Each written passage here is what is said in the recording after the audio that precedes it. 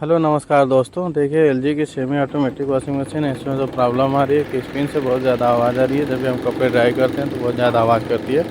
आज इसी को हम लोग रिपेयर करेंगे। वीडियो अच्छी लगी तो वीडियो को लाइक करिएगा, चैनल पर नए हो तो चैनल को सब्सक्राइब कर लीजिएगा। और किसी भी टेक्निकल से इंक्वायरी हो तो आप कमेंट करके पूछ सकते हैं। देखिए हम लोग इसका स्क्रीन जो कवर होता है उसको हम लोग ओपन कर लिए हैं और इसमें हम लोग देख रहे हैं कि इसमें बहुत ज़्यादा कपड़ा फंसा हुआ है।